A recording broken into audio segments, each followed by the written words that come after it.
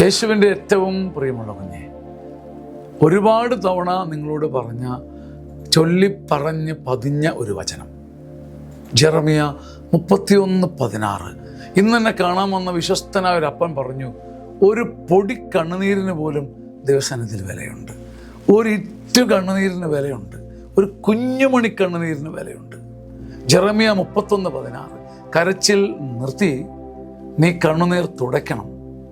നിൻ്റെ ഒരു ഇറ്റ് കണ്ണുനീരിന് ദൈവസന്നിധിയിൽ വിലയുണ്ടെന്ന് ഓർത്തിട്ട് നീ ആദ്യം കരച്ചിൽ നിർത്തണം.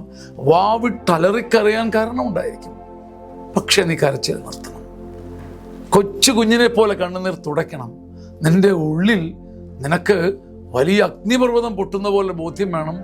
നിൻ്റെ സഹനങ്ങൾക്ക് ഒരു പൊടി കണ്ണുനീരിന് പോലും സമ്മാനമുണ്ട്. ജെറമിയ 31:16 എത്ര നിസ്സാരമാണ്, എത്ര ശക്തമാണ്. കരച്ചിൽ നിർത്തി പൊന്നുകുഞ്ഞെ നീ ധൈര്യമായി കണ്ണുനീര് തുടയ്ക്കുവിൻ. നിൻ്റെ സങ്കടങ്ങൾക്ക് കുരിശിൽ ഒരർത്ഥമുണ്ട്, ഒരു സമ്മാനമുണ്ട്. ഒരു 3-4 വട്ടം നമ്മളോട് തന്നെ എന്ന് പറഞ്ഞേ. ഞാൻ ലക്ഷക്കണക്കിന് തവണ ആവർത്തിച്ച വചനമാണ്. കരച്ചിൽ നിർത്തി കണ്ണുനീർ തുടയ്ക്കുവിൻ. നിൻ്റെ സർവ്വ സങ്കടങ്ങൾക്കും ഒരു ഉത്തരമുണ്ട്. അത് സത്യമായിരിക്കും, സത്യമായി ഭവിച്ചിരിക്കും. ആമേൻ.